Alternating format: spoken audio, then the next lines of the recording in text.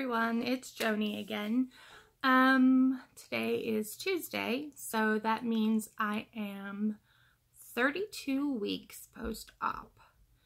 I have a little reminder that reminds me just as it changes over at like midnight and it says 32 weeks or, whatever many weeks it is. And I say, oh, to my husband, I'm this many weeks today. And my husband's like, you sound like you're pregnant, when are you due?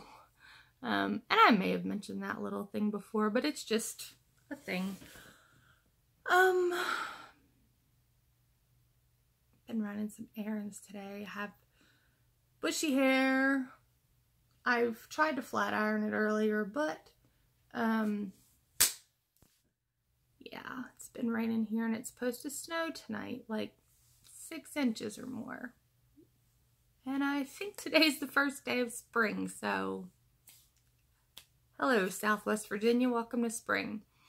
So, let me see. I think my main thing is this. I'm food bored. I am a very picky eater. I was a very picky eater to start with. I knew that before I had surgery. I knew this was going to be a lifelong commitment, and I'm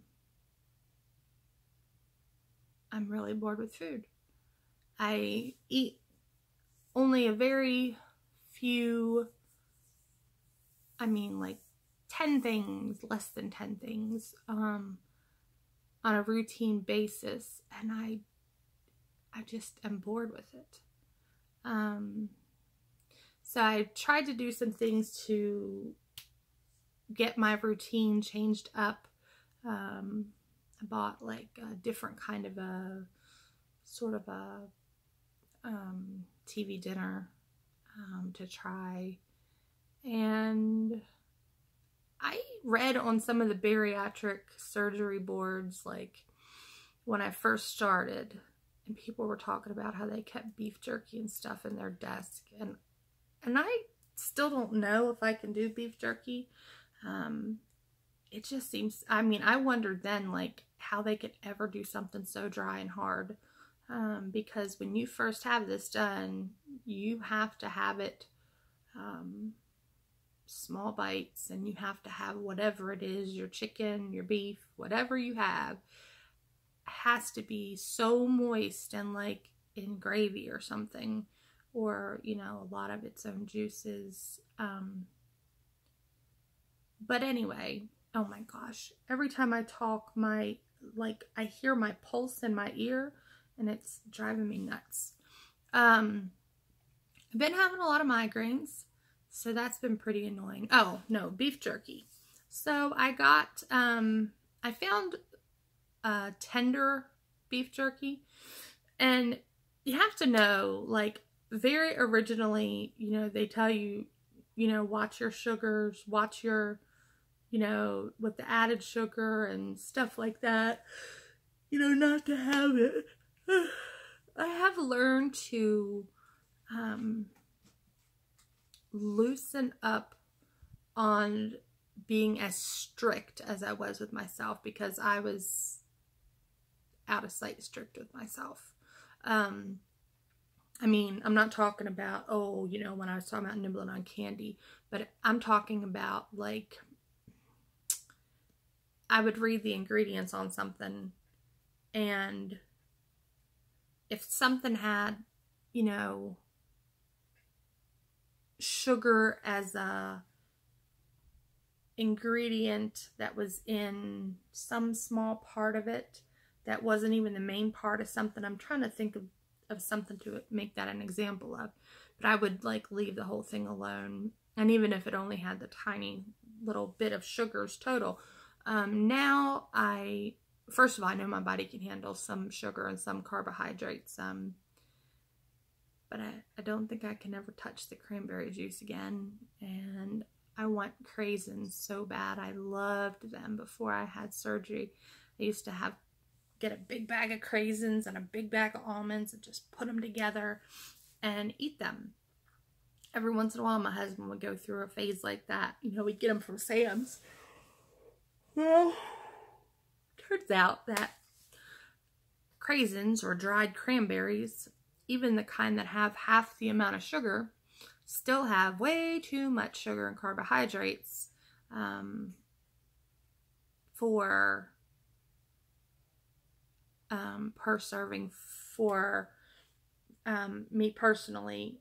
It's just way too much. It's too much for anybody. So you won't be having, you know, dried cranberries after surgery. But oh my gosh, this pulse in my ear is driving me crazy. I don't know what that's about. I have found and started adding banana chips. They do have a little bit of added sugar. You can find some brands that don't have any added sugar. And I scrunch them up and eat little tiny bites of them with my almonds. And that takes care of major sweet tooth that I have. But I miss a lot of the foods that I used to eat. And I don't usually. I mean, really, I don't. And it doesn't, almost never bothers me when other people are eating stuff that I used to eat. Even pizza, which was my favorite food. But certain things, I mean, I miss, you know, I don't know. I mean, I can't really think. I miss being able to just eat whatever I want to. But I don't in the same respect, because look how much healthier I am. I'm not diabetic anymore. I don't have high blood pressure anymore. I'm starting to recognize my own face. Not only am I under 400 pounds, but I'm under 300 pounds. I'm not using a wheelchair anymore. I still use a scooter in Walmart or like the grocery store, only because it's a further distance around, and it doesn't have as much to do with stamina as it has to do with my back. But I do want to try to get myself going on the treadmill. I know you probably hear me say that all the time, but there's always something that has been coming up left, right, and sideways to keep me from doing it. And some of it's just plain laziness. I mean, just like, you know, there's no reason. Sometimes, you know, there is a reason, and sometimes the reason is I can get myself in there and do it. So there's that. I want to encourage everybody to know that you don't have to buy vitamins that say that they're specific bariatric vitamins that are going to do everything for you. And, you know, my doctor looked at me when I showed him the patches and said, no way. So I stay on the vitamins and I swallow these big old things because, I mean, there is nothing wrong with getting a complete multivitamin from Equate. What you need to do is look at what is on the back, okay? You're still gonna need a supplement that has calcium citrate or citrate, however you want to say it, with vitamin D that you're going to take twice a day. And all your vitamins are better absorbed if you take them with food or around the time of the meal, just so you know.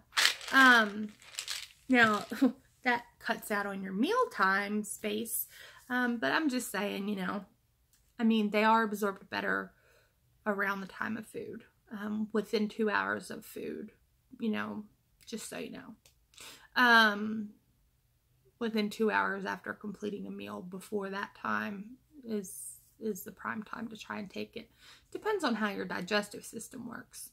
Now, my doctor didn't have me start taking them until 30 days after. I see somebody's doctors, they're having them start taking them right away, and I think that is flat insane. Like seriously flat insane. Why are you going to try and have people choke down vitamins like that for no reason? I went ahead and got the complete multivitamins instead of chewing Flintstones. I think just because I got sick of chewing Flintstones, actually. I can't really remember. but I take a lot of medicine a day. Most of it's vitamins, you know, and biotin. So, and the other ones are psych meds because, you know, I've been diagnosed just with bipolar disorder, primarily depression, and, but you know, this has been a life-changing thing for me. This has been better than any antidepressant on the planet.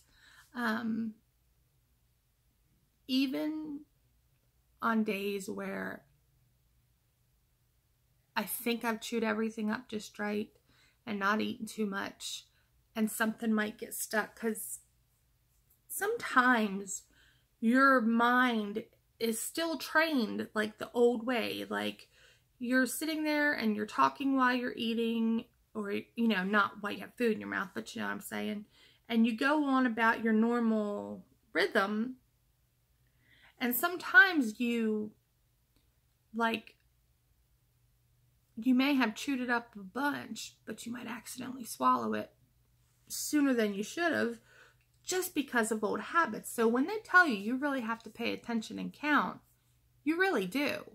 And when they tell you to pay attention and like, and tell you, look at other people and how they're eating after you have had your surgery, and know what tiny bites you take and how much you chew it up, and then watch somebody like eat a steak in front of you, and they take like a big old piece compared to what you have, you know, what would be 8 bites for you, and then they put it in their mouth and they chew it 3 or 4 times and swallow it, and you're like, oh my God, I used to eat like that. I used to eat like that.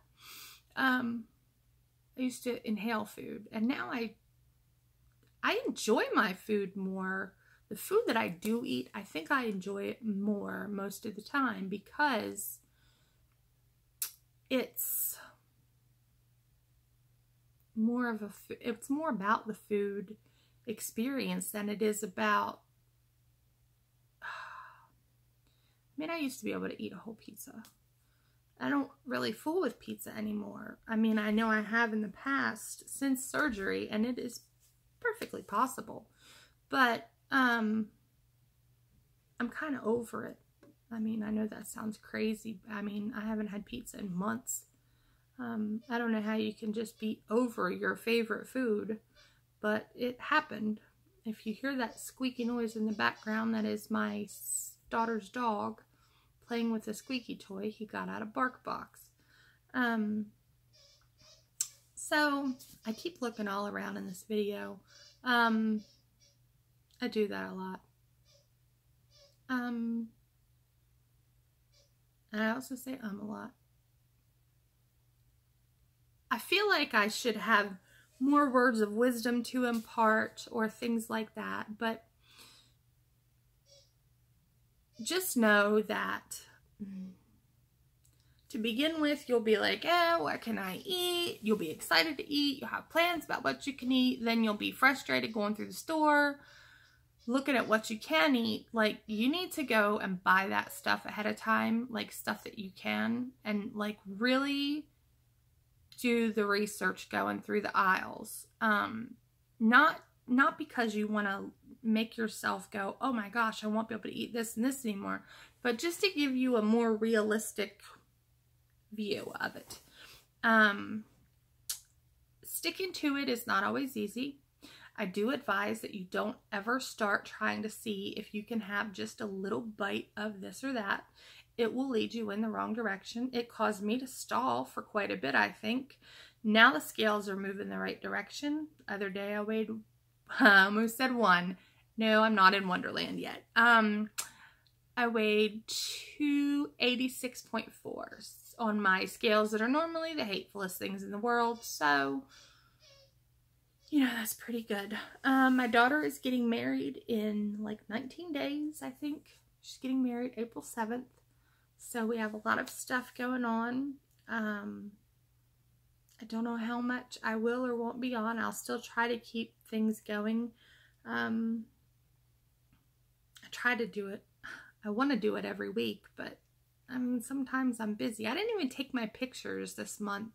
Like every month on the 1st or within 2 days of the first, I take pictures in my bra and underwear and have since the day before surgery. And I don't have anything for this month, and this is my 7th month, so I don't have anything to compare for the 7th month. But maybe I'll see a good difference between the 6th month and the 8th month. I hope to at some point be able to put the pictures on, because I'm not extremely modest, and I feel that it's not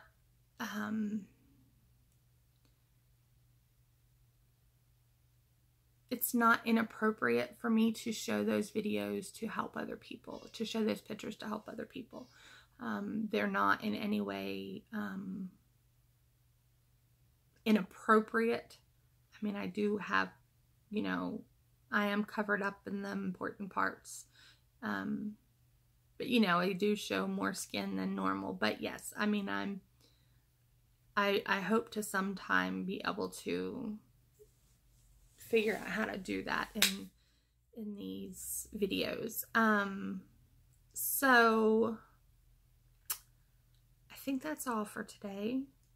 I'm gonna let my husband come back in the room. I've jibber-jawed about basically nothing and a few little bits of things for the last almost 17 minutes. Sorry it's been such a long video. I hope everyone is doing well, no matter where you are on your journey. And I just want to say, you know, I pray for y'all, and I hope that y'all are doing really well. And maybe you're not getting snow. Hopefully you're having good weather for your first day of spring. That's all. Love y'all. Bye.